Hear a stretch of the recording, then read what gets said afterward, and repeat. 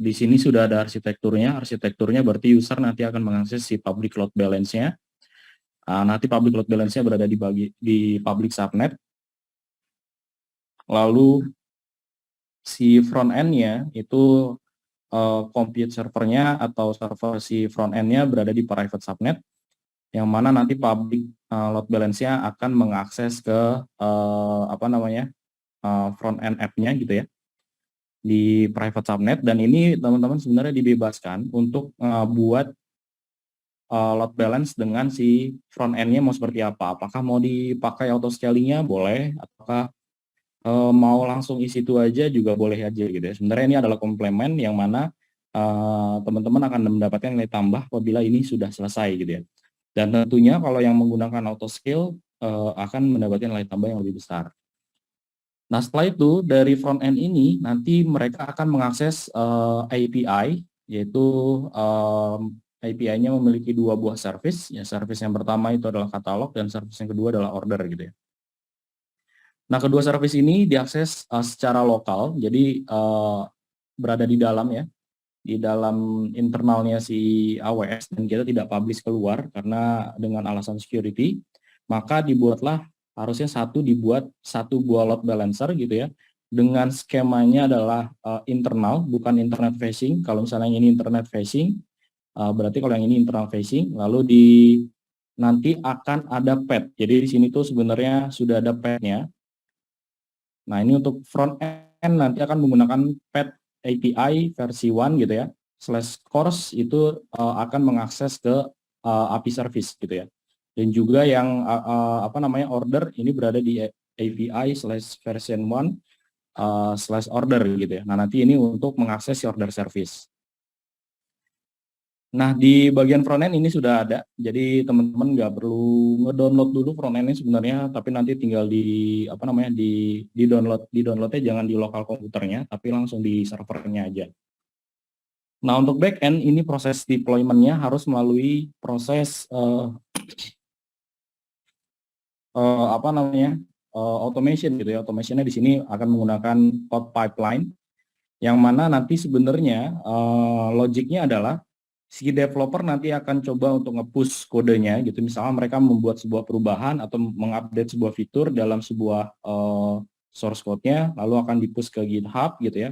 GitHub yang akan dipilih adalah master branch. Mungkin nanti si developernya akan ngebuat branch sendiri atau tagging sendiri, baru nanti di-merge di master branch. Nah, setiap kegiatan yang berada di master branch itu berubah, berarti akan dibuatkan Docker image-nya. Nah, Docker image-nya ini sebenarnya sudah ada juga, command-nya sudah ada di di GitHub ya. Di GitHub itu sudah ada keterangannya juga. Nanti sambil nunggu, ya ini contohnya ya.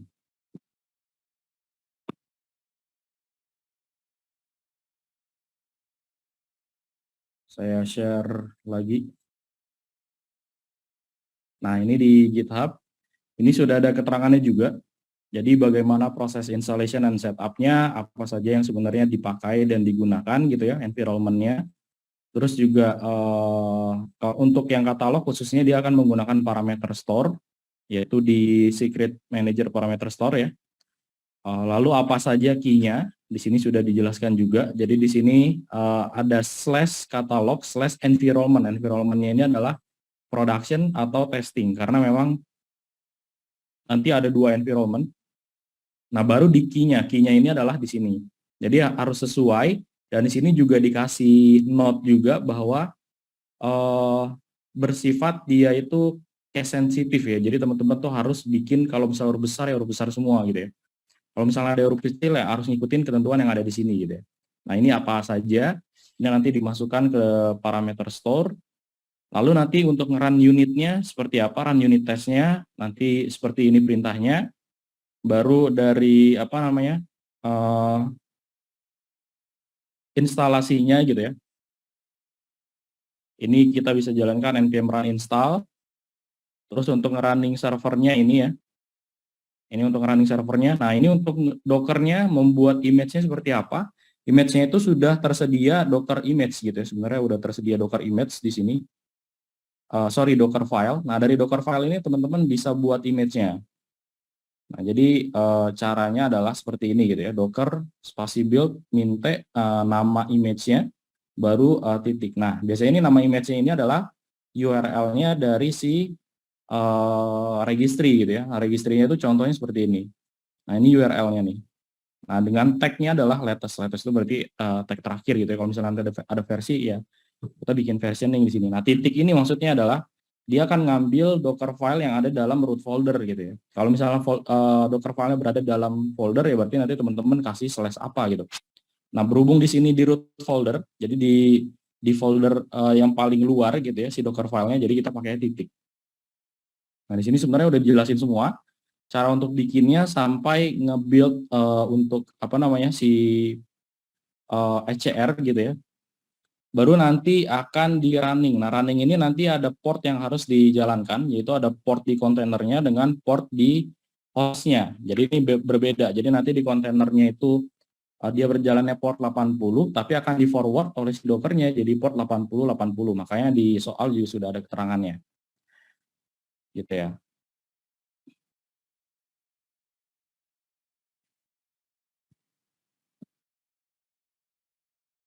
Tadi soal gimana? Hilang.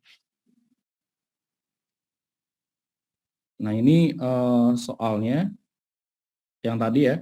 Jadi setelah nanti dibuatkan Docker image, baru akan di-push ke registry. Setelah disimpan di dalam Docker registry, baru nanti akan di-deploy ke dua buah environment, yaitu di Beanstalk dan juga di Elastic Container Service. Jadi ini nanti akan di-deploy-nya kedua ini. Dan ketentuan dari si code pipeline-nya adalah seperti ini gitu ya. Jadi nanti teman-teman harus ngebuat source-nya itu dari GitHub gitu ya, lalu nanti ngebuat code build gitu ya. Nah, di code build ini nanti harus ngejalanin unit test, terus juga build image-nya dan push registry. Nah, ini adalah salah satu contoh build spec-nya. Saya coba lihat dulu di sini. Nah, ini contoh build spec-nya. Jadi kan saya bikin template-nya sebenarnya udah teman-teman bisa lihat juga gitu ya. Di bagian sini, nah, ini ada template-nya dan ini adalah command-command yang teman-teman harus buat dan bikin. Nah, di pre-build ini nanti teman-teman itu harus install dependencies-nya dulu dan juga login ke ECR-nya. Nah, caranya seperti apa? Ya tadi sudah ada ya, npm install itu berarti kita untuk install dependencies, lalu login-nya ini sudah ada di dokumentasi, cara login ke ECR-nya. Nah, tapi ini perlu permission, jadi teman-teman nanti harus bikin atau allow di IAM-nya untuk permission dia supaya bisa dapat autentikasi dari si ECR-nya. Nah, di bagian paste build itu nanti akan di running test, npm run test, itu sesuai dengan yang ada di sini gitu ya. Nah, ini kan run unit testnya, npm install, nah, tadi install dependencies-nya, baru npm run test, itu untuk menjalani testingnya. Nah, kalau sudah dibuatkan, Docker image-nya berdasarkan dari isi repo-nya. Nah, isi repo-nya di sini, ini kan adalah variabel ya, jadi teman-teman nanti bisa tembak variabelnya. Ini sebenarnya sama aja kayak teman-teman bikin user data gitu ya, tapi di sini terstruktur. Jadi nanti pre-build-nya apa, setelah di-build-nya dia ngapain, baru post-build-nya ngapain lagi gitu ya. Nah, ini untuk memberi tag-nya, jadi nanti kita beri tag latest di sini. Baru post build-nya itu nanti kita akan push ke ECR. Jadi perintahnya adalah docker push si image yang udah dibuat tadi dengan tag-nya latest, baru kita push ke docker ke ECR-nya, ke registry-nya. Nah, kalau sudah ya udah kita tinggal tunggu aja sampai prosesnya nanti selesai semua. Jadi nanti tinggal di running aja sampai prosesnya selesai. Kalau prosesnya sudah selesai, nanti harusnya dia ada keterangan sukses dan gagal. Kemarin teman-teman udah cobain ya. Nah, kalau misalnya yang sukses ya nanti dia akan kebuat di Docker registry-nya ya. Saya login dulu ke AWS ya.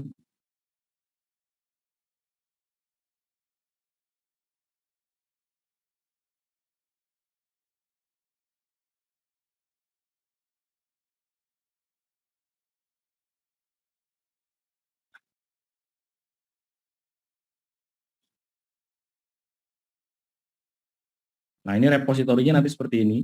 Jadi ini kan kita sudah buat repositorinya gitu ya. Di sini ada LKS catalog image dan juga LKS order image. Nah, ini nanti setelah di-push nanti dia akan nyimpan di sini.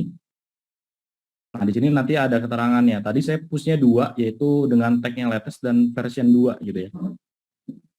Nah, di sini saya menggunakan code build number. Jadi code build number ini adalah variabel yang memang bawaan gitu ya, yang kita bisa pakai gitu. Jadi sini saya versi berapa. Nah, ini sudah di-push. Kenapa harus ada latest dan versi 2? Jadi kalau misalnya nanti latest ternyata mengalami masalah, kita bisa rollback ke versi yang sebelumnya gitu. Nah, ini di CR-nya. Lalu saya balik lagi ke soalnya. Nah, ini proses yang ada di build spec. Nah, build spec ini bikinnya ada di code build ya.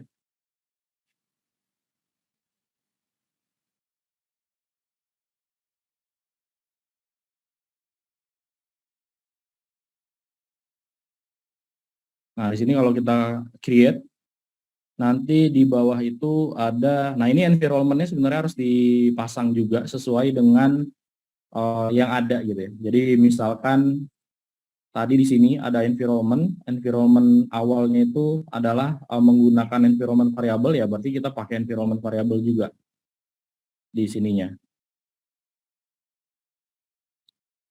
Sorry, ini nanti pakai Amazon Linux, runtime yang standar, ini image-nya yang 4. Nah, ini nanti harus dicentang karena kita menggunakan, kita nge-build-nya dari Docker gitu ya. Nah, ini nanti kita bikin service-nya. Sorry, bikin rule-nya, service rule-nya.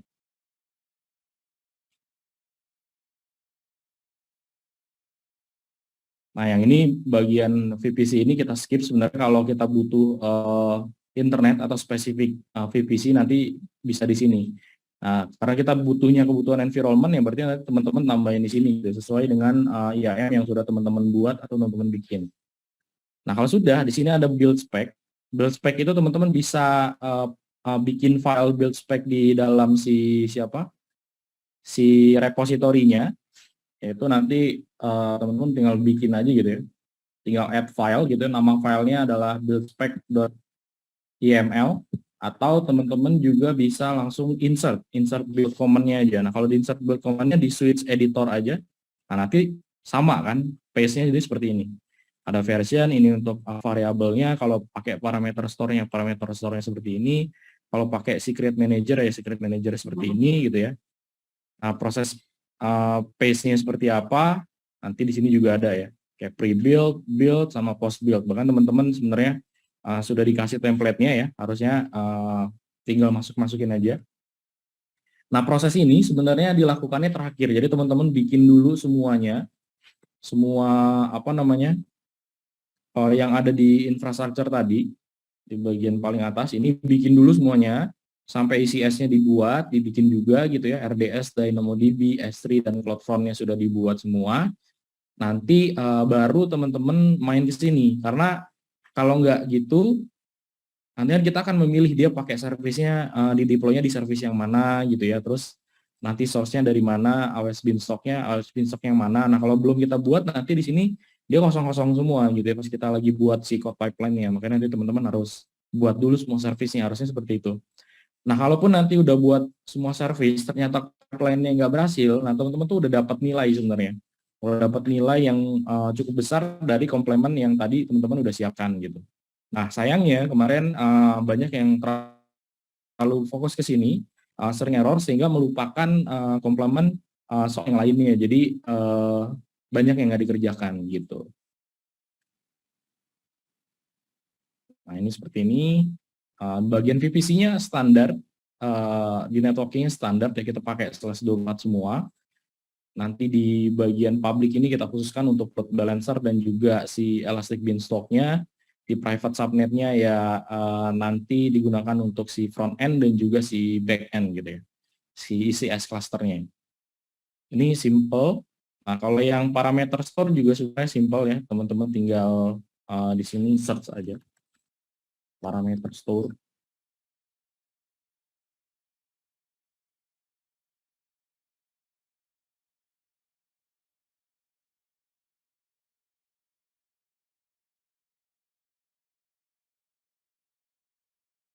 Nah, ini contohnya ya. Jadi nanti teman-teman harus buat dua versi. Jadi versinya itu ada untuk yang production dan juga untuk yang testing nih. Jadi nanti ada dua kita bikinnya. Jadi ada yang production, ada yang testing, tapi ini sama semua. Nah, di sini juga udah dikasih lihat juga di apa namanya di GitHub-nya gitu ya. Parameter type-nya itu apa? Apakah dia menggunakan string atau menggunakan secure string gitu ya. Nah, di sini juga ada nih type-nya. String atau secure string ya. Jadi nanti teman-teman sebenarnya tinggal ikutin aja yang ada, teman-teman bikin. Dan ini lumayan poinnya gitu ya. Nanti teman-teman kalau udah ngerjain ini itu lumayan banget poinnya untuk apa namanya nambah-nambahin poin gitu ya.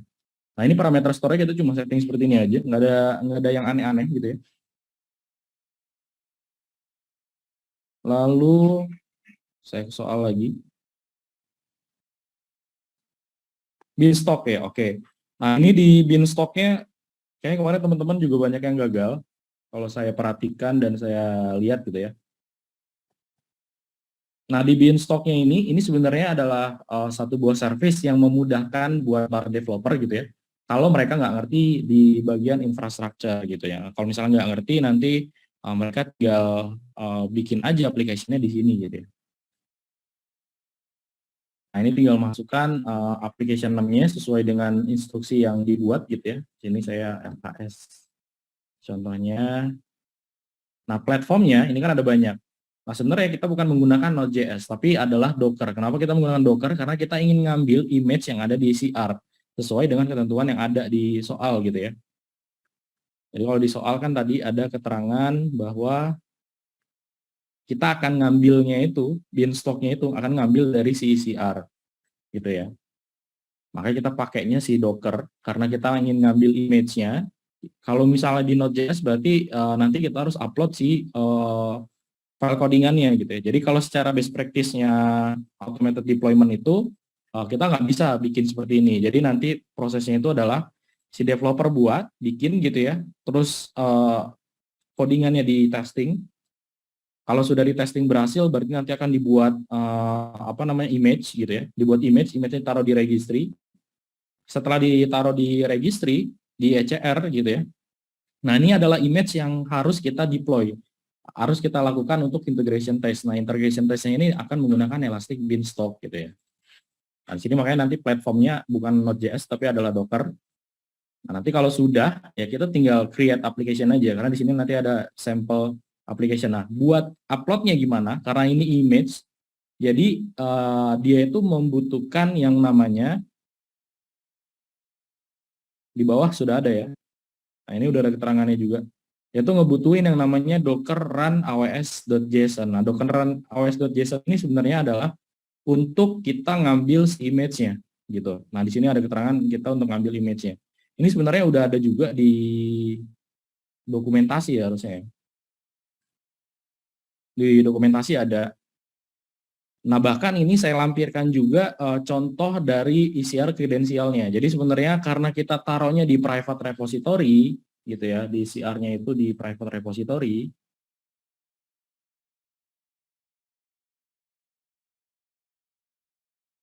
Nah, ini kan ada public registry dan private registry gitu ya. Nah, repositorinya ini kita berada di private. Nah, ini ada di private, bukan di public gitu ya. Kalau di public itu semua orang nanti bisa download gitu ya. Bisa download si image yang sudah kita buat tadi. Nah, kalau private itu berada di private dan mereka harus punya autentikasi. Nah, autentikasinya itu kita butuh ini, butuh si Docker config sebenarnya. Nah, Docker config ini kemarin juga saya khawatir teman-teman nggak tahu cari filenya di mana gitu ya.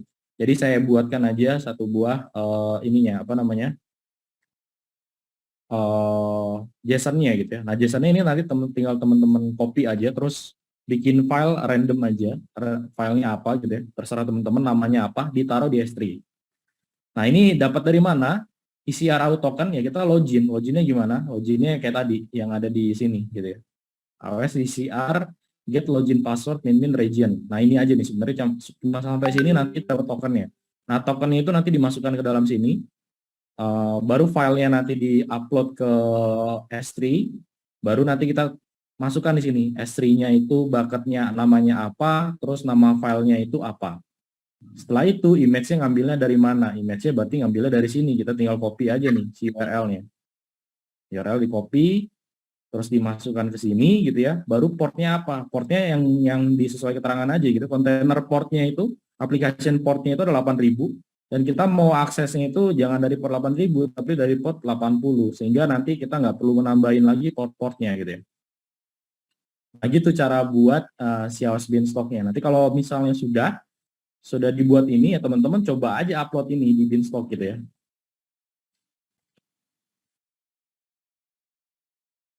Dengan syarat repository di ECR-nya sudah ada gitu ya. Nah ini kan tadi kita pas buat ini kita bisa upload sebenarnya. Nah ini tinggal kita upload, yang diupload apa filenya aja, file si Dockeran OS.json ya. Kalau nanti udah diupload dan berhasil ya berarti teman-teman OS Beanstalk-nya sudah berhasil. Nanti tinggal ditambahkan di code pipeline gitu ya.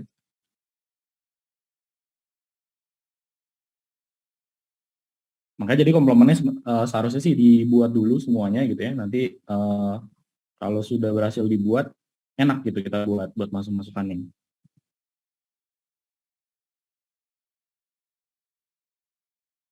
Nah ini saya buat source-nya kan dari GitHub gitu ya. GitHub-nya teman-teman masing-masing.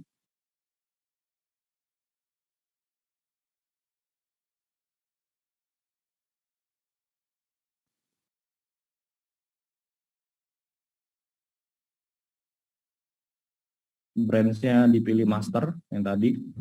Ini kalau dicentang berarti setiap kode yang berubah atau di-push ke dalam si repository yang ada di GitHub nanti dia akan menjalankan si code pipeline ini. Nah ini seharusnya dicentang ya, tapi ini saya nggak centang karena takutnya nanti ada perubahan dan ngejalanin si code build-nya. Nah kalau sudah nanti kita bikin di AWS Code Build gitu ya. Nah ini kita create project karena di sana saya belum ada project ya apa namanya nanti kita bikin dulu create project dulu. Ini saya skip aja stage-nya. Nah deploy-nya ini nanti ada dua berarti ya. Jadi ada satu ke Elastic Beanstalk dengan application name yang sudah dibuat tadi dengan environment yang sudah dibuat atau ke ECS. Nah ECS-nya ini ada dua sebenarnya. Ada Blue Green dan juga ada ICS. Nah, kalau yang blue green ini mungkin teman-teman terlalu jauh gitu ya. Karena teman-teman harus paham dulu konsep blue green. Jadi blue green itu adalah konsep di mana kita akan menggunakan Canary deployment nanti ketika si image A itu sudah di-upload gitu ya. Terus si image yang sebelumnya yang lagi running atau lagi dijalankan oleh si user itu nanti sedikit-sedikit akan dipindahkan oleh si ECS-nya ini. Nah, ini konsepnya agak beda jadi teman-teman pilihnya yang ECS aja sebenarnya. Nah, di ECS nanti teman-teman harus memasukkan yang namanya file image definition file. Nah, image definition file ini sebenarnya saya udah kasih di sini. Ini cara buatnya. Ini cara buatnya. Nanti dia ngebuat di post build ini dan saya sudah masukkan juga di apa namanya build spec ya. Di build spec ini ada di sini. Nah, makanya ini jangan diganti.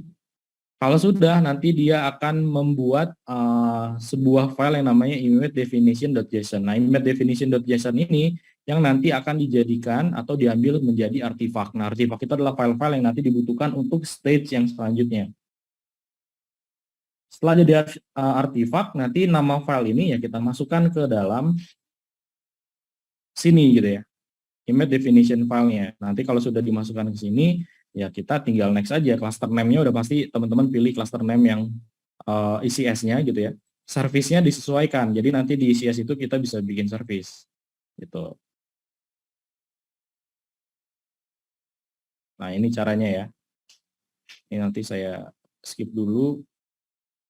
Nah, nanti di sini sebenarnya akan ada stage. Stage-nya itu nanti sebentar saya coba bikin dulu ya.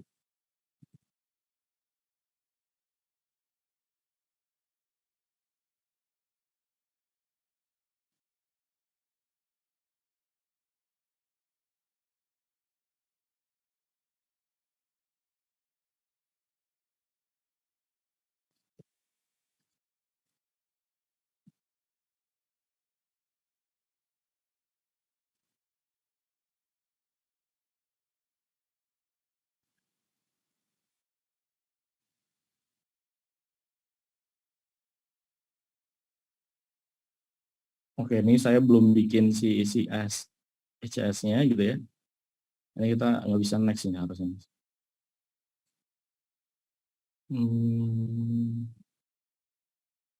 Nah ini code deploy-nya, oh ternyata ada.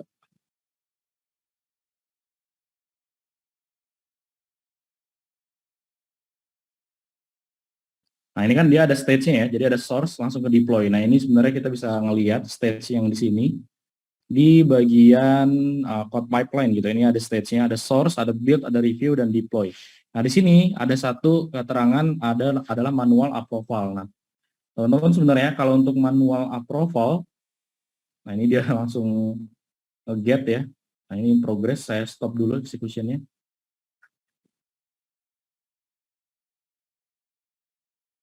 Nah ini teman-teman nanti bisa edit lagi, terus tinggal ditambah aja stage-nya. Ini kan ada source, terus tadi ada stage namanya build, tambahin di sini state build, terus di sini ada stage lagi namanya review ya. Review. Nah di dalam review ini berarti nanti teman-teman bikin lagi grupnya itu namanya tadi beanstalk ya. Ya, tinggal kita actionnya mau kemana, mau ke AWS beanstalk. Kalau sudah nanti tinggal di-input artifaknya dari mana, terus juga application name dan lain-lainnya. Nah, kalau untuk yang manual nanti juga berada di sini. Jadi kalau misalnya di beanstalk-nya udah oke, kita bisa pakai yang approval manual. Jadi sini ada approval manual. Nah, ini gampang, nanti tinggal masukin aja SNS-nya buat dia email gitu ya. URL untuk reviewnya kita masukkan URL dari si AWS beanstalk-nya. Kalau sudah ya tinggal kita simpan dan save aja gitu ya.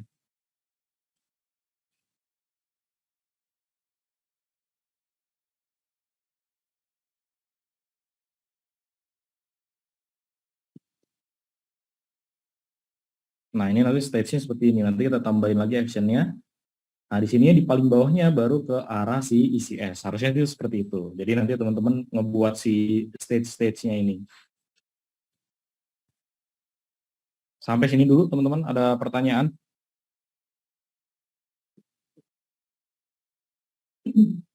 Iya, betul ya. Modul 2 ini nanti masuknya itu ke DevOps sebenarnya, tapi DevOps yang belum belum keseluruhan, tapi ini sudah mencangkup konsep dari si DevOps itu sendiri.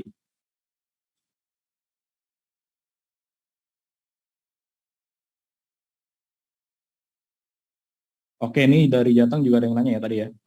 Cara LB set target di AZ yang berbeda gimana? Set LB kan di situ nanti ada ininya ya, ada apa sih namanya?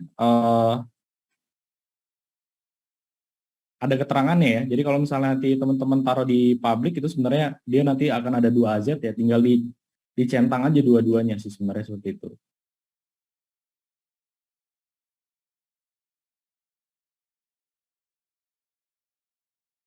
Sorry. Nah, ini saya lanjut dulu ya. Nanti biar enggak lompat-lompat. Nah, ini untuk bikin klasternya itu sebenarnya nggak ada ketentuan buat teman-teman harus menggunakan yang high spec buat si compute-nya gitu ya. Nah, di sini sebenarnya kita bikin LS source cluster ya.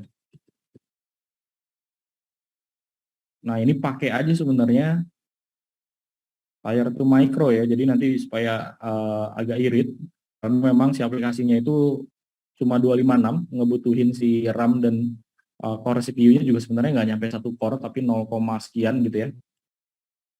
Nah ini number of instance-nya teman-teman boleh bikin 1, boleh bikin 6 juga boleh gitu ya. Sebenarnya ini udah masuk ke dalam penilaian juga. Tapi ini nggak dihitung. Jadi menggunakan tipenya tipe apa itu sebenarnya nggak dihitung. Jadi teman-teman bebas. Pakai T2 Micro juga nggak ada masalah gitu ya sebenarnya. Terus menggunakan Amazon Linux. Nah ini nanti VPC-nya pakai VPC yang sudah ada sesuai dengan ketentuan gitu ya.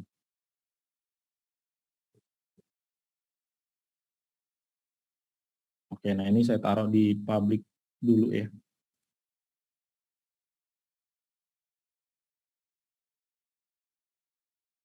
Nah, ini sebenarnya kalau nanti di private subnet, kalau di soalnya kan private subnet, berarti teman-teman nggak bisa di-enable ininya. Walaupun di-enable pun nanti nggak ada fungsinya juga gitu ya. Nggak bisa diakses dari luar. Nah, ini karena saya di public, jadi saya pakai.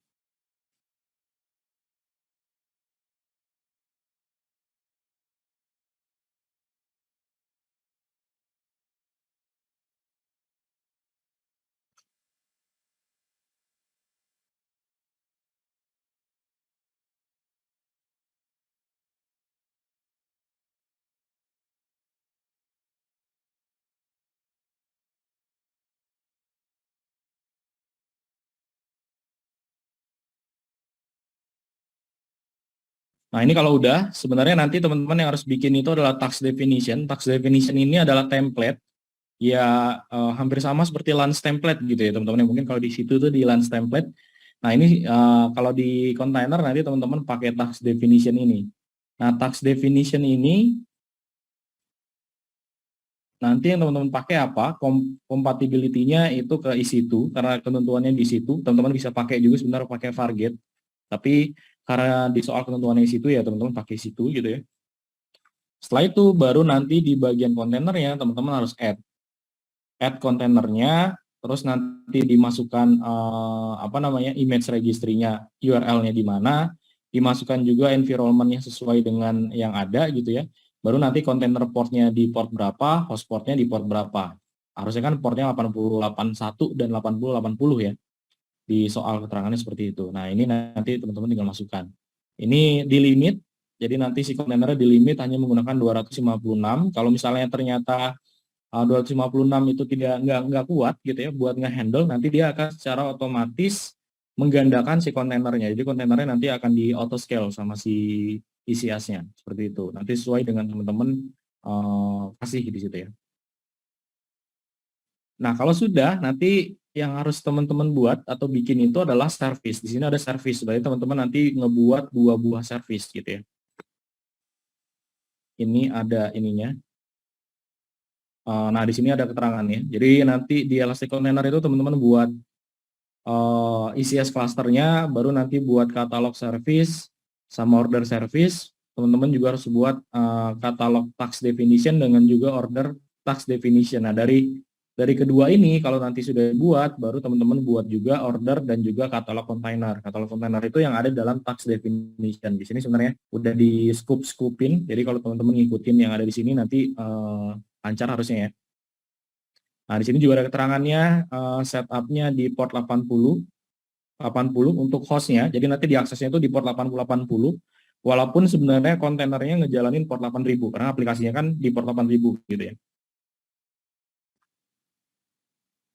Nah, nanti kalau sudah baru di set di load balancernya. Jadi nanti di load balancernya tinggal dimasukkan si pad-nya gitu ya.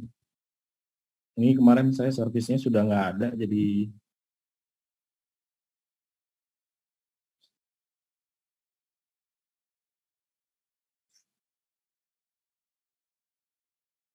nah ini kalau yang di multi availability zone ini ya. Jadi yang tadi pertanyaannya ini ada di 1B dan 1A gitu ya. Nah, ini sebenarnya seperti ini. Kita tinggal masukin aja. Kalau misalnya di multi availability zone, ya tinggal masukin aja. Tinggal dicentang aja. Nanti pas bikin load balancer itu ini ada nih. Nah, nanti untuk bikin dia supaya listenernya masuk gitu ya, nanti kita bisa pakai di rules ini atau nah seperti ini. Jadi path-nya yang ke API versi 1 course semua yang ada di belakangnya gitu ya. Nanti akan dialihin ke target group si katalog. Nah, target group ini sebenarnya sudah dibikin atau dibuat ketika kita ngebuat si service. Nah, ini contohnya ya. Saya coba buat service. Udah.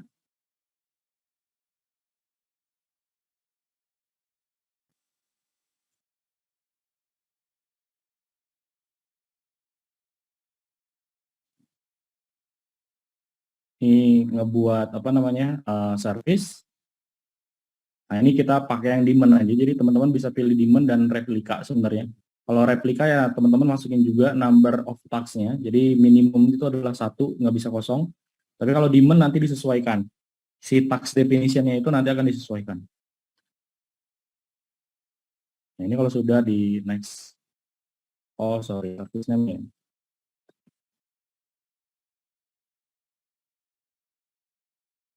Nah, ini pilih tax definition-nya ya.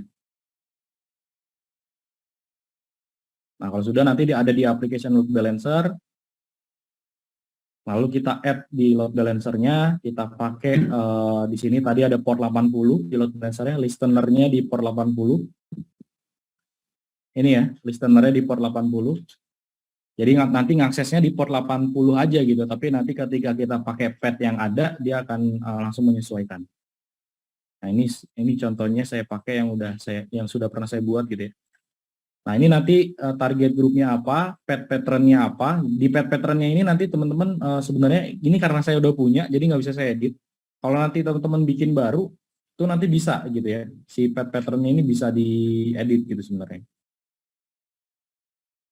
Nah, ini seperti ini nih contohnya. Nah, ini nanti bisa diedit.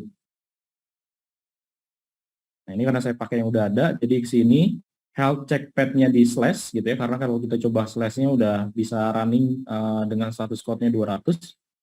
Jadi nanti ketika load balancer mengakses dengan menggunakan pad tersebut, dia akan dialihkan ke LKS katalog kontainer dengan portnya berapa tadi 80 gitu ya. Jadi kita nggak perlu lagi mendefinisikan si portnya sebenarnya.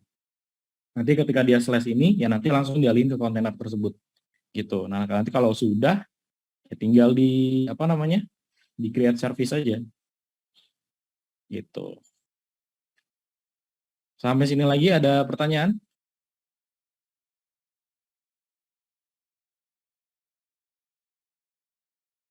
Gimana? Ada pertanyaan, teman-teman?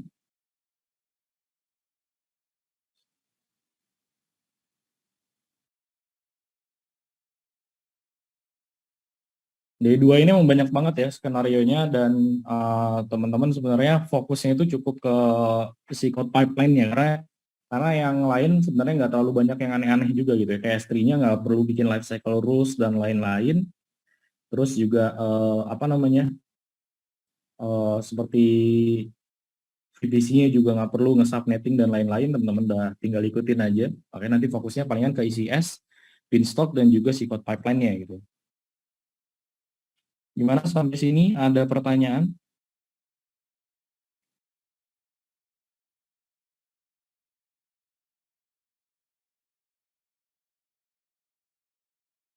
Oke, ini dari Jawa Barat ya. Untuk LKS course front end-nya itu Nux NV API URL itu ngarah ke internal, tapi browser klien nge-fetch internal endpoint. Iya, jadi sesuai dengan konsep ya.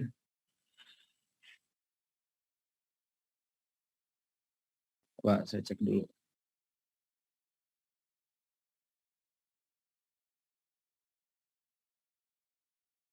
Nah, ini sih sebenarnya enggak, ini sebenarnya enggak apa-apa ya. Di sini, di dalam si aplikasinya itu sebenarnya dia itu akan ngambil sorry sebentar, di bagian frontnya. Nah, ini sebenarnya kita tinggal masukin si load balancer-nya aja gitu ya. Ini sebenarnya dia udah ngambil atau ngarahin ke sini, jadi disesuaikan nanti sama IP si load balance-nya aja.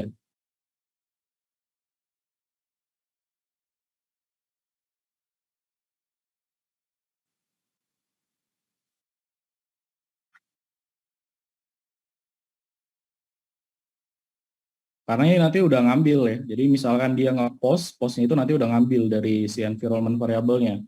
Udah langsung pakai pad ini. Jadi teman-teman sebenarnya tinggal masukin aja si load balancer yang ada di ECS-nya gitu ya. Jadi nanti ada dua load balancer buat public sama load balancer yang buat private. Nah, ini nanti dia ngarahinnya udah langsung sini gitu. Jadi nggak usah khawatir, ini juga di GitHub-nya udah update yang paling terbaru gitu ya. Jadi nggak usah khawatir. Ada lagi pertanyaan?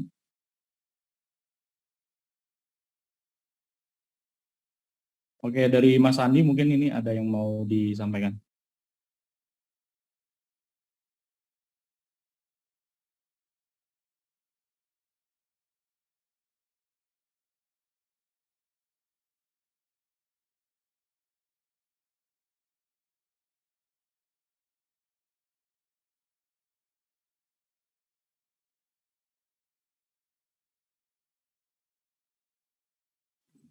Ya teman-teman, terkait dengan evaluasi kita masih ada waktu 1 jam ya, tapi kami mohon izin terlebih dahulu untuk live ya, karena memang kami ada panggilan untuk di Dewan Juri ya, seluruh juri diminta untuk pukul dulu, jadi kita break dulu ya sekitar 15 menit, nanti kita lanjutkan sampai dengan pukul 11 waktu Indonesia bagian Barat. Terus ya, terima kasih.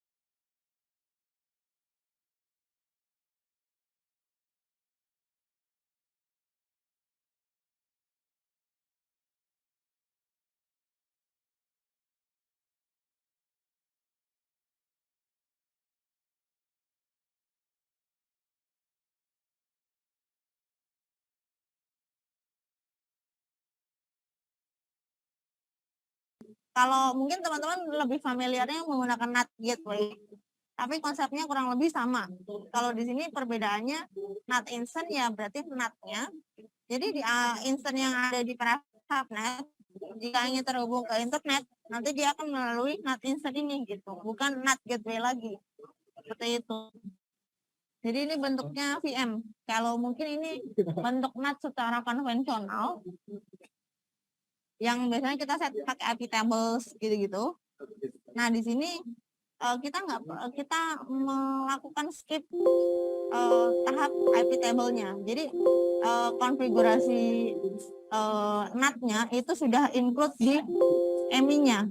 Jadi Amazon Machine Image. Jadi image-nya itu sudah NAT-nya itu sudah include di image-nya itu. Nah kita tinggal pakai image tersebut untuk menggunakan NAT gitu.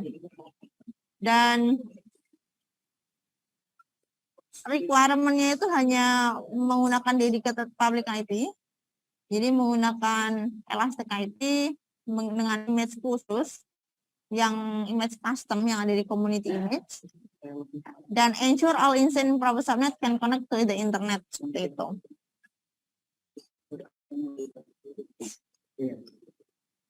Lalu Lanjut ada launch template. Nah, di sini fungsinya berkaitan dengan di private subnet ini. Di mana di private subnet dia ada auto scaling group, ada private subnet 1 dan 2.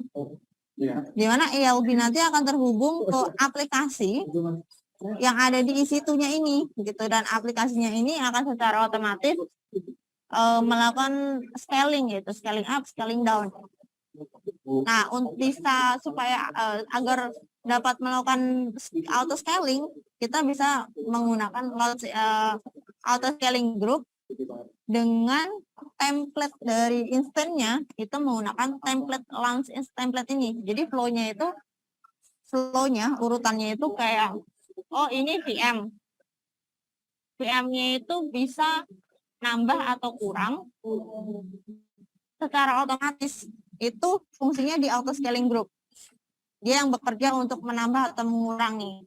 Nah, supaya VM-nya itu bertambah atau berkurang sesuai requirement atau persyaratan, misal di dalamnya harus ada aplikasi A, B, C, D. Nah, itu kita mesti pakai template gitu, supaya template dari instan yang bertambah atau kurang itu sama terus menerus gitu. Nah, makanya pakai launch template gitu. Jadi antara launch template, auto scaling group itu dia berkaitan. Nah, auto scaling, saya bahas auto scaling groupnya dulu. Auto scaling groupnya itu namanya Fort ASG dengan minimal instannya itu 2. Desired itu yang saat ini yang current itu 3 dan maksimalnya itu 10. Dan dia menggunakan all private subnet. Jadi di subnet private subnet A dan private subnet B. Lalu menggunakan tipenya T2 micro dengan 4 key pair. Dan setting health check tipenya itu EC2 dengan grace periodnya 90 detik. Jadi setiap 90 detik health checknya itu akan mengetuk ya, knock mengecek apakah instannya itu statusnya healthy atau tidak, sehat atau tidak gitu. Kalau statusnya sehat berarti ya udah gitu. Kalau nggak sehat maka instan tersebut akan di-terminate, dihapus, dan akan recreate ulang. Jadi flow dari auto scaling itu seperti itu. Jadi auto scaling itu hanya akan bekerja ketika health check-nya ini tahu bahwa ada instan yang rusak atau instan yang tidak healthy gitu. Dan itu pengecekannya, knock-knock-nya itu setiap 90 detik, seperti itu idenya. Dan ketika misal ada instan yang rusak dan perlu di-recreate, misal di jam ini 13.51, oh ini instannya rusak, instannya di-terminate dan recreate instan baru gitu. Nah, instan barunya itu dia supaya antara yang di private subnet A dan B ini sama, makanya pakai template gitu untuk menyeragamkan isinya. Nah, template-nya itu dia menggunakan Fort L template dan auto recovery-nya itu set default supaya recovery-nya itu di-set secara otomatis. Dan no network setting, jadi di sini di template-nya nggak perlu pakai network setting. Terus Linux image ini menggunakan keypair, keypairnya menggunakan Fort K supaya bastion host ini bisa akses ke instan yang ada di private subnet gitu. Dan di sini juga diperbolehkan ya. Jadi bastion host kalau mau akses ke private subnet itu diperbolehkan dan harusnya bisa akses gitu menggunakan IP private ya. Karena di sini nggak ada IP publiknya.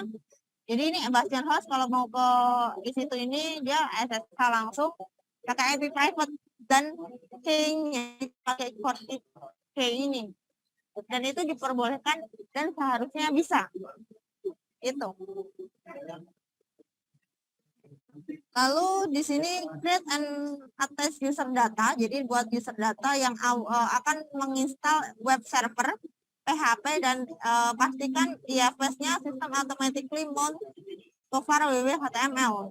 Jadi idenya itu ibaratkan ada aplikasi web server. web server, dan di auto scalingnya ini, di auto scaling groupnya ini dia akan otomatis mounting, mengaitkan para WWW HTML-nya itu ke IFS yang kita buat gitu. Jadi ini memastikan sinkronisasi file. Jadi para WWW HTML antara instance yang ada di private A dan private B itu isinya sama. Karena dia akan otomatis mounting ke IFS di sini gitu. Jadi data dari web servernya itu disimpan di IFS, bukan di instannya ini gitu. Selain untuk sinkronisasi, juga untuk memastikan bahwa datanya itu aman. Misal di instannya itu rusak, ya data web servernya masih disimpan di IFS gitu. Nah, di sini untuk tesnya, ini web servernya karena sistemnya ini POC ya, proof of concept, makanya ini bikin tes.php aja gitu. Dan kita bisa tes pakai curl di dalam bastionnya atau di dalam instannya itu diperbolehkan juga gitu. Lalu lanjut ke IFS. Nah, IFS-nya ini yang menyimpan data dari websitenya. Nah, di sini menggunakan multi AZ dengan bursting throughput mode dan make anonymous user root access is prohibited. Jadi anonim dan root tidak boleh akses, dan enforce in transit encryption. Terus di life cycle-nya itu di setting, dan configure the AFS is accessible from all instance in private subnet. Jadi pastikan instance yang ada di IFS private subnet 1 dan 2 itu bisa akses IFS. Nah, itu kalau mau akses diperbolehkan karena di sini nggak ada larangan ya. Ini nggak ada larangan, kalau mau akses silakan gitu. Dan itu mempermudahkan ya, terutama ketika ada mountingnya gagal nih, kenapa gitu. Karena di sini secara implisit ya, secara tidak disebutkan di security group-nya itu juga harus di-allow gitu. Lalu ada DynamoDB. DynamoDB itu NoSQL database di sini. Karena idenya itu aplikasinya yang ada di isi itu instan yang ditempatkan itu, yang dikaitkan dengan IFS itu menggunakan database dari DynamoDB gitu. Dan kita harus pastikan bahwa di kedua private subnet itu bisa mengakses ke DynamoDB gitu. Dan DynamoDB-nya itu dibuat menggunakan 3 tabel katalog, tabel forum, terus tabel thread. Nah, di sini masing-masing tabel juga ada requirement-nya, dan ini secara eksplisit ya, secara jelas disebutkan bahwa tabelnya itu begini, itu secara eksplisit sudah disebutkan semuanya. Jadi ini nggak ada trikinya sih sebenarnya ini. Ini langsung aja bikin sesuai dengan misal, itu udah benar harusnya. Dan untuk pengecekannya itu ya tinggal AWS DynamoDB list table region AP Southeast 1 itu dari instant. Jadi makanya di sini diperbolehkan akses karena dari private subnetnya verifikasi nih DynamoDB list table di region Southeast 1 di Singapura gitu. Itu idenya.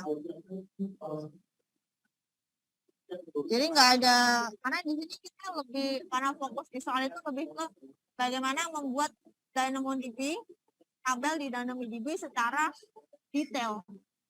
Karena yang mungkin belum ada yang familiar dengan NoSQL, nah itu di sini mungkin akan agak sedikit kesulitan gitu.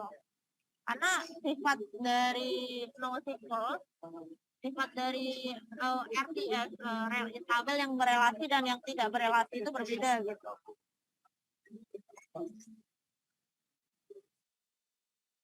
Nah, lalu ada S3, Amazon S3. Nah, di sini diminta untuk membuat dua bucket di mana bucket pertama itu port, bucket website, nama provinsi, LKSCC seperti ini, dan configure to redirect traffic URL for website example bla bla bla gitu.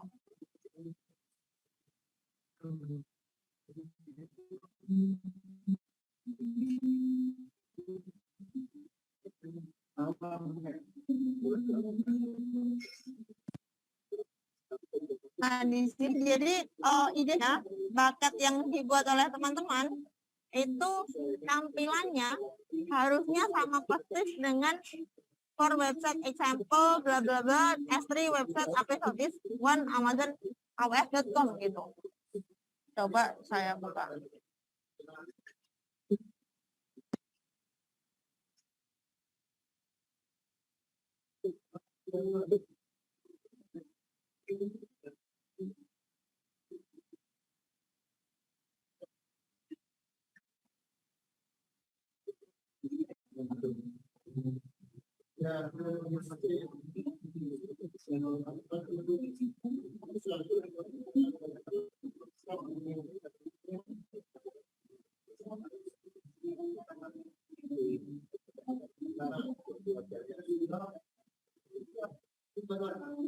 Nah, jadi di modul ini yang di bucket pertama, teman-teman membuat bucket website ini dengan persyaratan harus di-redirect ke website ini, dengan persyaratan bucket policy-nya itu aktif dari luar, dari anonymous, maka tampilan seharusnya itu seperti ini.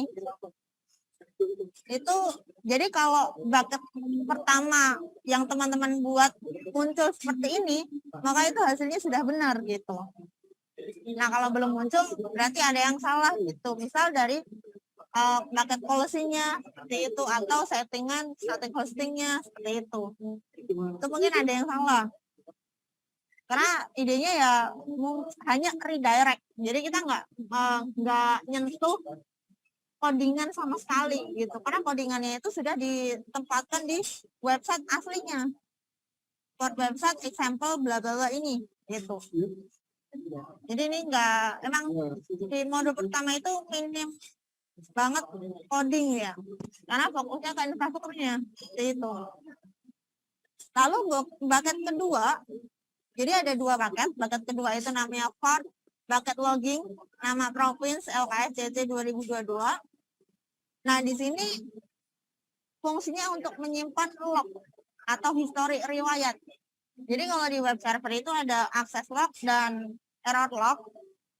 Kita misalnya akses ke website ini, ada lognya, log berupa IP, terus ada error code-nya, ada error code 200, 404, dan sebagainya.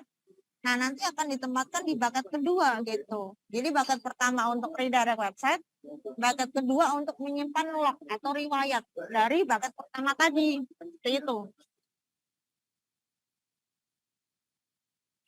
Dan untuk selanjutnya ini untuk persyaratan untuk bucket loggingnya ada non-current file access automatically move. Jadi ini life cycle-nya. Setelah 3 bulan dia akan dipindah ke infrequent access, dan setelah 6 bulan akan dipindah ke Glacier Instant Retrieval. Itu tinggal di setting di life cycle-nya aja ya. Jadinya seperti itu. Lalu ada AWS backup. Jadi ini untuk membackup layanan di AWS. Secara fungsional dia memang belum bisa membackup semua layanan di AWS, tapi di soal ini diminta untuk backup satu layanan aja, yaitu IFS atau Elastic File System, yang isinya, jadi kan IFS itu kan isinya data web atau data aplikasi yang dibuat developer. Idenya seperti itu kan tadi. Jadi kan data web servernya itu ditaruh di IFS, terus dimouting di kedua instan gitu. Nah, supaya ini lebih aman, jadi data web servernya itu ditaruh di IFS itu supaya meminimalisir kerusakan terjadi. Jika ada kerusakan di situ, tapi di IFS-nya itu juga di backup. Jadi mengamankannya itu 2 kali gitu. Karena di sini data aplikasinya itu sangat amat penting sekali gitu. Lalu di sini idenya kalau di backup itu dia pertama kita buat backup template dulu. Jadi flow-nya itu mirip dengan autoscaling. Jadi kita bikin template-nya dulu dengan template yang mau di backup tuh ini gitu. Terus ada vault-nya, terus ada backup plan-nya itu tiap tanggal 15 dan akan dipindah ke cold storage setelah bulan ke-9. Nah, ini di life cycle-nya. Terus untuk backup window-nya dimulai jam 1 dalam 5 jam. Dan retensinya itu bisa 5 tahun, seperti itu. Assign IFS service to resource to be backup. Jadi di AWS backup-nya itu nanti di bagian job, tinggal tambahin aja resource dari IFS yang telah kita buat, itu di AWS backup gitu.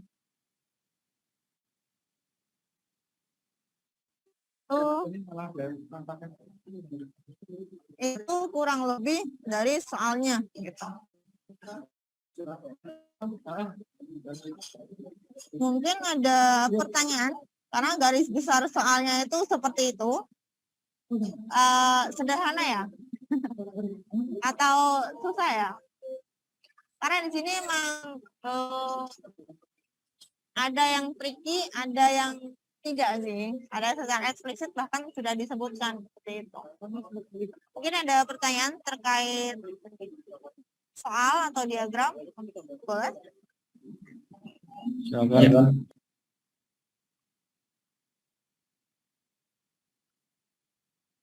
Oh, ini ada pertanyaan. Silakan buat teman-teman yang mau bertanya terkait soal ini. Ya, pertanyaan dari Jawa Barat. Kenapa tidak multi region?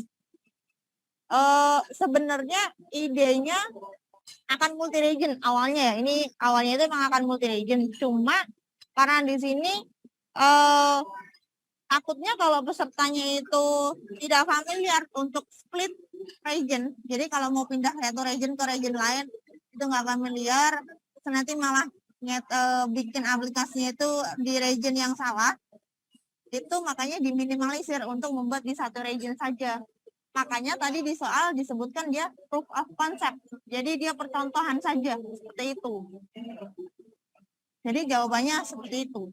Tapi secara fungsional, ini sudah, kalau udah berhasil dikatakan, maka nanti tinggal di bagian storage-nya itu tinggal dipindah ke region yang lain. Itu yang sebenarnya ingin ada tapi di sini ditiadakan, seperti itu. Pertanyaannya seperti itu ya, makanya kenapa disebut proof of concept itu. Mungkin ada pertanyaan lagi.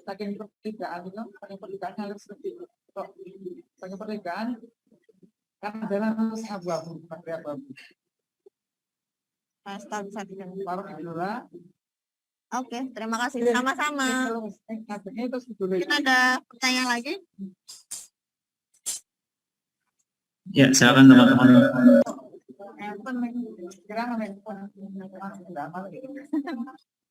Silakan teman-teman ya, jika ada yang bertanya kembali.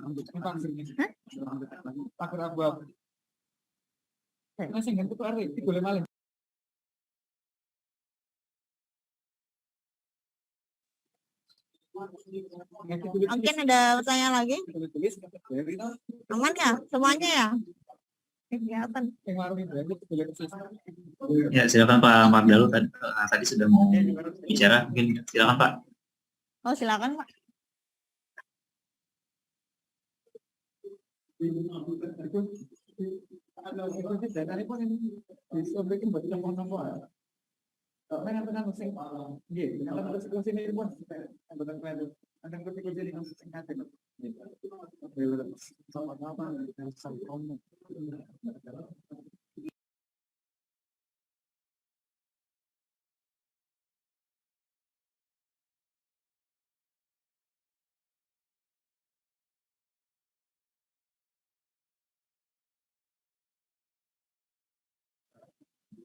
Aman semua ya, berarti teman-teman kalian bisa ngerjakan semua ya? Lancar berarti ya. Lancar berarti nih. Oke, Oke, siap. ada pertanyaan dari Gina, Kalimantan Selatan. Cara membuat nut instan apakah sama seperti membuat instan biasa? Oke, jawabannya betul. Sebenarnya nut instan itu isinya itu konfigurasi nut biasa. Cuma karena di sini saya ingin mengurangi step itu, jadi teman-teman nggak perlu menyeting IP table, terus IP table yang settingnya pre-route, post routing gitu, itu nggak perlu disetting. Makanya di sini buat instant aja dengan image atau EMI khusus gitu, dimana EMI itu di dalamnya itu dari konfigurasi seperti biasa gitu. Jadi itu template-nya gitu. Jadi kenapa pakai EMI khusus yang kemarin, mohon maaf ada kekeliruan juga, bukan kekeliruan ya, karena di AWS itu ternyata EMI-nya itu update. Padahal soalnya baru banget dibuat, tapi udah update gitu. Nah itu nanti kemarin ada revisi juga, dan di dalamnya itu ya isinya NAT biasa. Bener, jawabannya seperti itu. Itu jawabannya sih.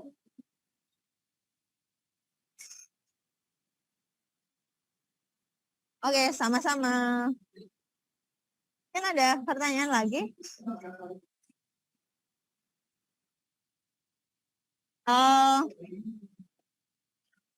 Udah lancar ya, berarti konfigurasi lainnya di table seling. Oh ya, jawabannya betul.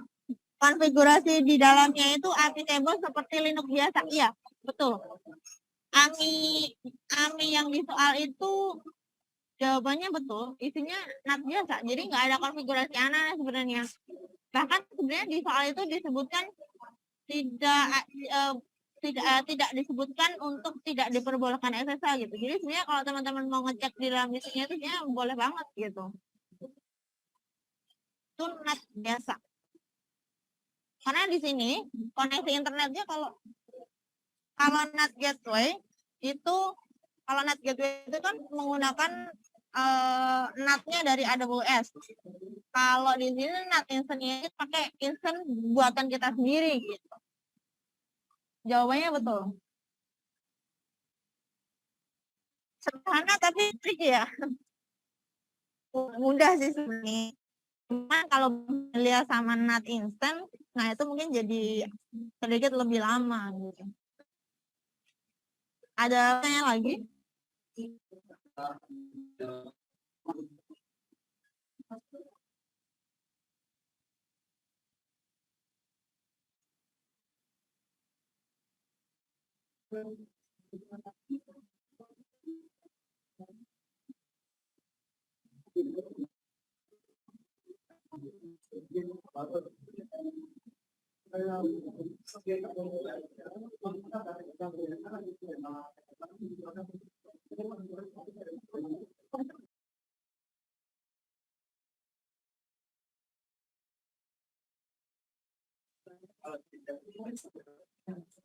Ada pertanyaan lagi?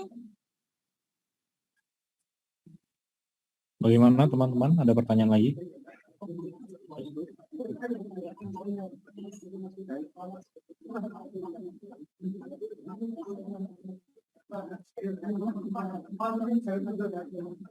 Kalau sudah tidak ada pertanyaan lagi, mungkin dari Pak Michael mungkin ada masukan Pak, atau ada yang bisa disampaikan untuk teman-teman yang sudah menyelesaikan lomba LKS kita pada 3 hari yang lalu, Pak. Baik, Pak Ketua, dengan Bu Anda.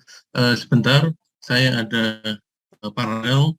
Mungkin sekitar 2 menit lagi saya akan berikan sedikit informasi tentang WorldSkills Asia.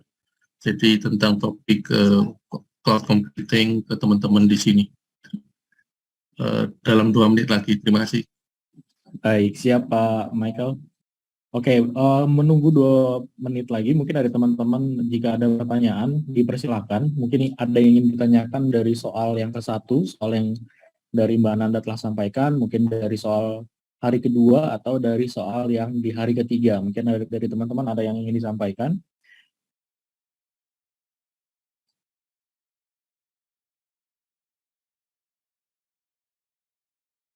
Atau ada ditanya.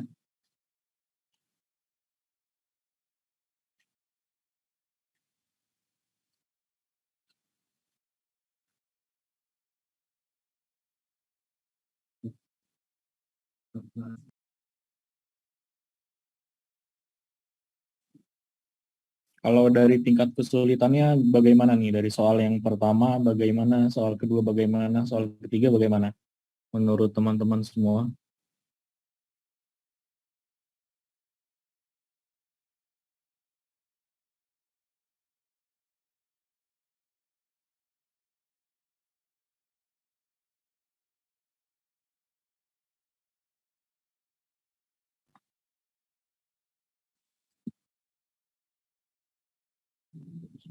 Baik, mungkin dengan Mas Handi, dipersilakan Mas dari Yogyakarta.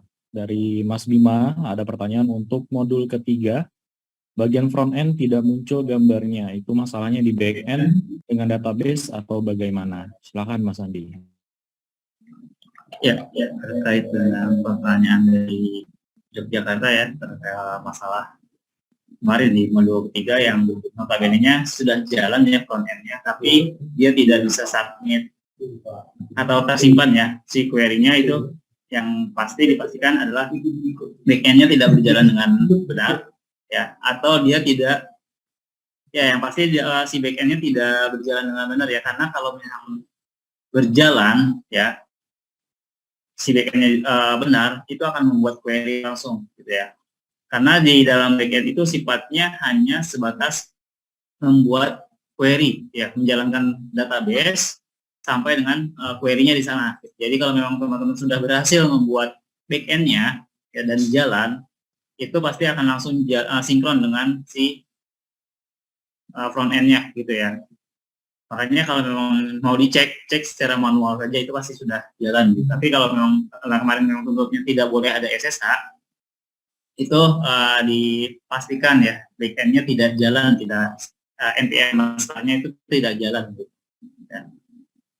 Kalau memang dari saya cek kemarin ya yang dari Jogja ya, itu memang tidak ada database-nya tidak jalan ya, hasil dari pemeriksaan secara manual ya, tidak berjalan. Ya. Itu ya dari Jogja, silakan. Baik, terima kasih Mas Handi atas penyampaiannya. Ada pertanyaan lagi dari teman-teman yang lain? Numpung untuk soal dan record evaluasi ini, apakah nanti di-share? Oke.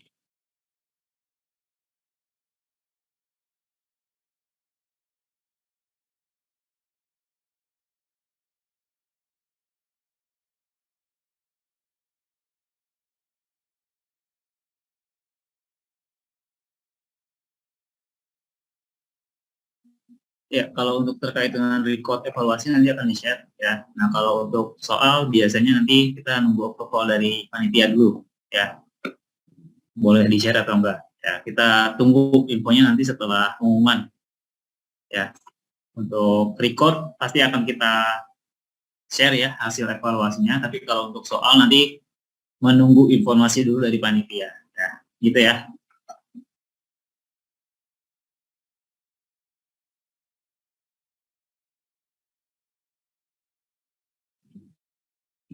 Oke, seperti itu Mbak Gina. Baik, ada lagi pertanyaan dari teman-teman?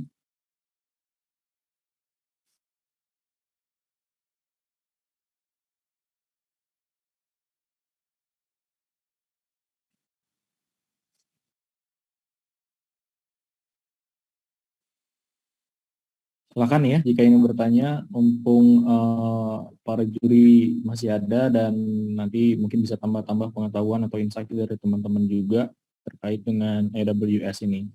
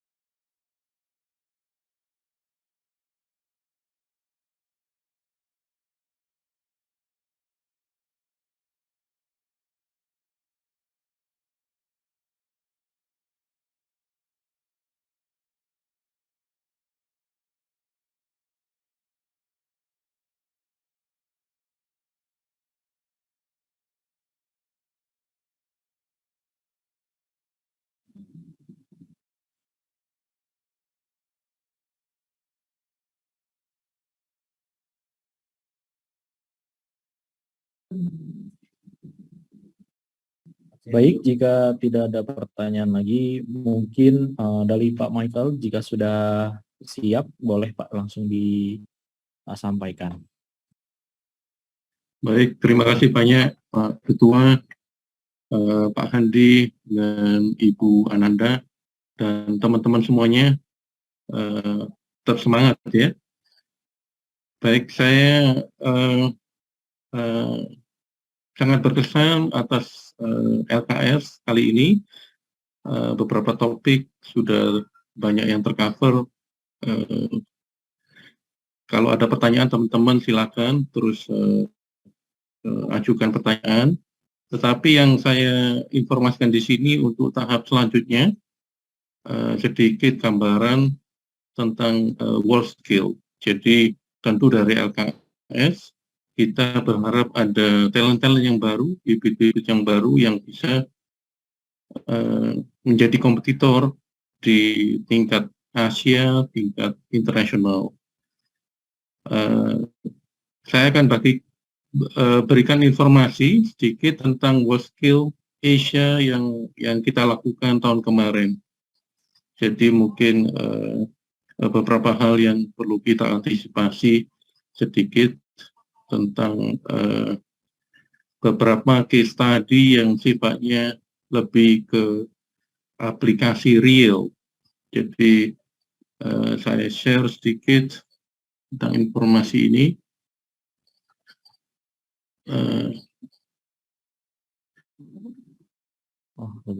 Jadi ini adalah salah satu test project yang disediakan di antara kita expert dari berbagai negara untuk test project di bidang cloud computing. Kemudian kalau kita lihat di sini ada informasi tentang beberapa dokumen yang ada, termasuk untuk account prior yang perlu kita persiapkan, kemudian main dokumen, kemudian untuk test project untuk hari pertama dengan kedua. Nah ini termasuk yang prior, kita biasanya perlu mengetahui lebih dulu tentang cloud computing services. Di sini ada Apache Web Server, Apache Applications, kemudian kita perlu memahami untuk mendeploy mock dataset ya. Kemudian kita perlu feed dataset tersebut ke cloud computing database. Nah, kalau istilah di sini mungkin agak sedikit di luar scope mungkin ya. Ini berhubungan dengan IoT. Jadi ada Node-RED ya. Itu standar protokol yang dipakai di IoT. Jadi tidak hanya mungkin dari sisi infrastruktur, teman-teman pasti itu yang harus dikuasai, ya. Tapi ada tambahan. Jadi ada satu kasus yang berupa aplikasi real. Di sini aplikasinya adalah smart factory sebetulnya. Kemudian tidak hanya proses-proses yang ada di tengah ataupun di depan, tapi di akhir kita butuh visualisasi. Jadi bagaimana cloud computing performance-nya, ya, bisa berupa dashboard dan sebagainya. Nah, di dalamnya juga perlu adanya artificial intelligence, kemudian data analytics juga. Ya. Nah, ini beberapa persiapan yang dibutuhkan. Kemudian ada 1 hari untuk mengenali lebih mendalam tentang kompetisi, termasuk test project-nya. Kemudian beberapa data yang perlu kita ketahui, tentu di LKS ini kita memisahkan ya antara web application development, ada satu bidang lomba sendiri dengan cloud computing, ya. Tetapi di sini kita juga sedikit mengembangkan web aplikasi webnya ya, dari sisi administrator dengan di sisi user. Kemudian dataset yang kita ambil secara real time dari heat ataupun dari monitoring sensor itu bisa diambil, kemudian bisa langsung dipresentasikan ya, divisualisasikan. Kemudian di tengahnya juga ada model art ya, yaitu berhubungan dengan big data, ada MapReduce application-nya. Nah, ini salah satu smart factory arsitekturnya, jadi berbagai komponen termasuk network security, VPN, ECS, Elastic Cloud Service, EBS ya, Elastic Block Storage. Kemudian yang diharapkan tentu quick deployment. Jadi dari sisi infrastruktur, teman-teman sudah banyak belajar. Jadi bagaimana kita bisa melakukan membangun IT infrastruktur di cloud dengan cepat, kemudian berbagai komponen yang dibutuhkan atau aplikasi atau service yang dibutuhkan. Jadi dengan beberapa klik sudah bisa terbangun, kemudian infrastruktur kita bisa scalable. Kemudian ini adalah industri leading performance, jadi harus optimal performance, jadi diperlukan setting yang betul-betul optimal. Ya. Jadi service-service-nya berupa berbagai macam, ada Elastic Cloud Service, EVS, ya, dan sebagainya. Dan ini merupakan sesuatu yang nanti ke depannya untuk world scale competition yang tingkat internasional kemungkinan juga akan dipakai. Jadi di awal itu tahun 2019 itu di Rusia, dan itu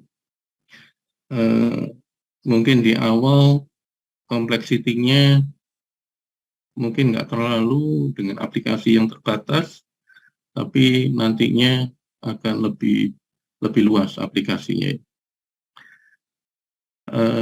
Salah satu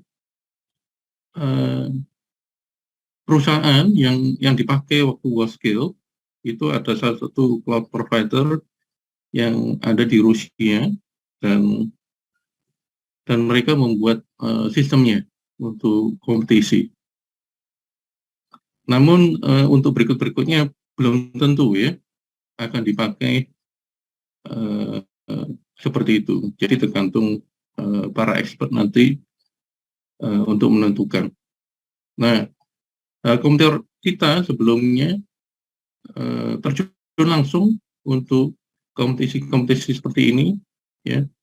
Tapi tentu kadang secara mental, secara pengetahuan mungkin terbatas ya, tapi harus siap.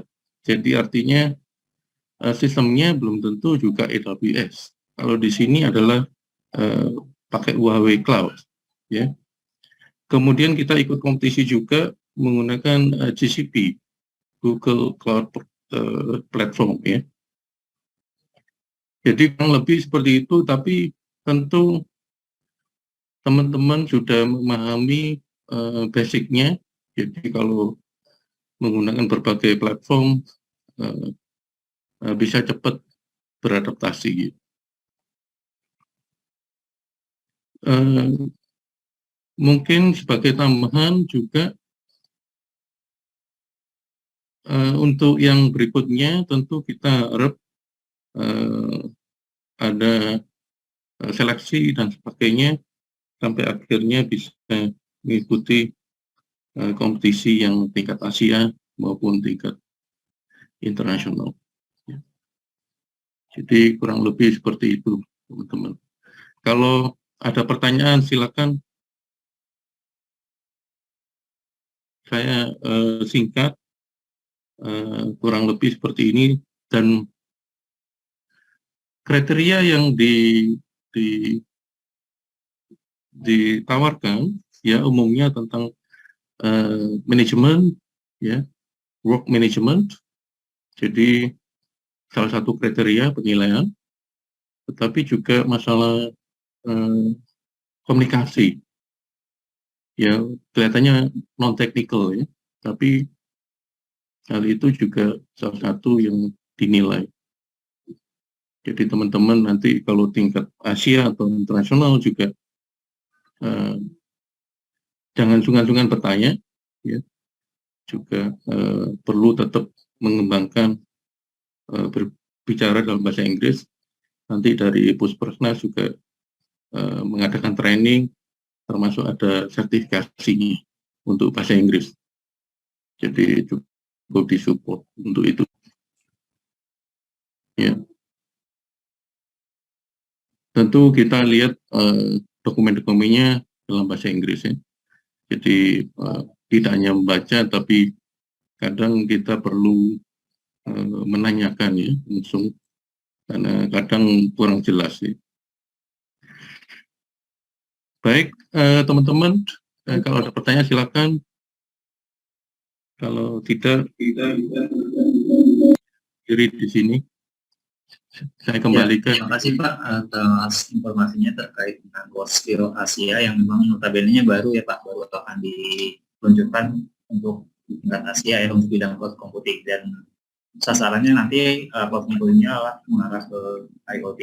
Nah ini ada pertanyaan Pak dari Kepri Pak terkait dengan test project yang Bapak lampirkan tadi, apakah boleh di-share karena mau ngecek di web USC yang untuk Asia itu belum di-upload gitu.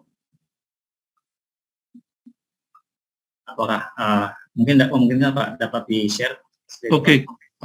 Untuk ini saya perlu konfirmasi dulu ke penyelenggara.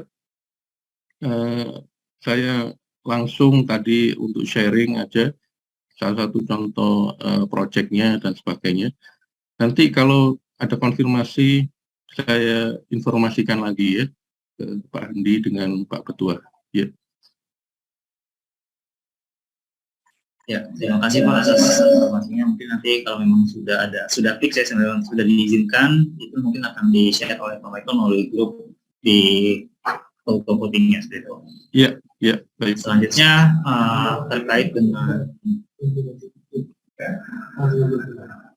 memungkinkan nggak untuk provider selain AWS, kita masih lihat ya, karena memang patokannya adalah WorldSkills 2022 ini yang memang terselenggara ya, yang memang notabene masih menggunakan AWS. Jadi untuk tahun depan kemungkinan tidak akan berubah menggunakan provider, kecuali memang ada instruksi langsung ya nanti harus menggunakan selain yang dari AWS itu ya.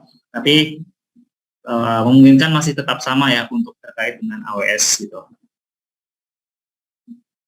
Mungkin dari Pak Michael mungkin tambahan juga Pak. Iya, kemungkinan tetap menggunakan AWS, kecuali ada pertimbangan yang major ya. Termasuk kemarin waktu WorldSkills Asia, kebetulan dari perusahaan termasuk representasi dari WorldSkills Asia yang sebelumnya, ada Alexander Gorbachev juga, hadir dan mereka tetap mendukung untuk WorldSkill Asia yang kebetulan disupport oleh Huawei Cloud. Jadi mereka tetap menekankan AWS, tapi untuk cloud provider yang lain juga silahkan tentu agak fleksibel. Ya, jadi nanti tentu kita beritahu lebih awal platform yang akan dipakai ya. Jadi teman-teman bisa persiapkan lebih awal. Ya, kurang lebih seperti itu. Ya, baik, terima kasih Pak atas tambahan informasinya. Kemudian di sini ada beberapa pertanyaan juga dari Yogyakarta. Apakah WSC itu cloud computingnya melibatkan konfigurasi pada server on-premise juga? Seperti itu. Oke, silakan langsung jawab. Iya. Konfigurasi on-premise, ya dalam hal beberapa perusahaan yang ada ya misalkan bekerja sama dengan perusahaan tertentu, tentu istilah on-premise-nya di perusahaan itu ya nanti akan terkoneksi. Seperti halnya kita juga pernah mengikuti berbagai lomba itu menggunakan Relic ya. Relic itu salah satu perusahaan di Silicon Valley. Jadi infrastruktur kita akan terkoneksi ke servernya mereka. Baik itu untuk pengetesan ya, infrastruktur yang kita bangun, termasuk untuk stress test biasanya. Jadi seberapa jauh performance kita, performance infrastruktur kita, capacity ya, termasuk untuk masalah cost. Jadi nanti kalau sudah terhubung, nah itu seberapa reliable ya, sistem yang kita bangun nanti kita tes. Jadi ada kemungkinan tapi bukan on-premise yang ada di infrastruktur kita sendiri ya. Jadi tetap di infrastruktur yang perusahaan pihak ketiga. Kurang lebih seperti itu. Terima kasih banyak pertanyaannya Bima ya dari Jakarta. Ya, sekali lagi terima kasih Pak Menko atas pencerahannya. Kemudian silakan teman-teman jika memang ada pertanyaan silakan masih dapat ditanyakan kembali ya. Tapi jika memang tidak ada, teman-teman semua dipersiapkan untuk melakukan penutupan lomba sekaligus pengumuman. Ya, nanti roomnya juga sudah diberikan ya, roomnya sudah diberikan ke grup sebelumnya ya. Jadi silakan jika memang masih ada, tapi jika tidak mungkin bisa kita akhiri ya Pak Michael. Ya, sebagai penutup saya ingin sampaikan teman-teman ini satu kompetisi, tentu ada yang juara atau ada yang tidak, tapi jangan patah semangat ya, tetap belajar, tetap menimba ilmu ya, juga mengajak teman-teman juniornya untuk mempelajari kompetisi awam ya. Jadi ini salah satu bidang yang sangat trendy mungkin ya, karena sangat dipakai di perusahaan saat ini. Jadi sekali lagi perusahaan-perusahaan startup yang kecil bisa memiliki infrastruktur seperti perusahaan besar. Jadi mereka bisa berkompetisi secara setara di bidang IT. Jadi itu yang kita harapkan dari teman-teman semuanya di sini. Jangan patah semangat, tetap semangat ya. Oke, terima kasih banyak. Kembali ke Pak Andi dengan Pak Petua. Baik, terima kasih Pak Michael. Demikian ya teman-teman ya untuk sesi evaluasi ini ya, mudah-mudahan teman-teman semua tercerahkan ya terkait dengan modul-modul yang sudah dikerjakan oleh teman-teman ya. Sekali lagi jangan putus asa ya terkait apa yang memang sudah ditempuh. Teman-teman semua adalah yang terbaik dari masing-masing provinsi ya. Jadi sudah mewakili provinsi, sudah hebat ya, sudah terbaik. Kita ketemu nanti di tahun depan ya, kalau memang masih teman-teman masih mewakili provinsi masing-masing seperti itu. Dari kami, terutama saya pribadi ya, mohon maaf apabila ada yang kurang berkenan di teman-teman ya, baik itu para juri ataupun peserta dan pembimbing, sekali lagi mohon dimaafkan. Demikian sesi evaluasi kita. Itu wabillahi taufiq wal hidayah. Wassalamualaikum warahmatullahi wabarakatuh. Terima kasih. Terima kasih semuanya. Terima kasih semuanya. Terima kasih, Pak Michael. Terima kasih. Terima kasih. Terima kasih Bapak.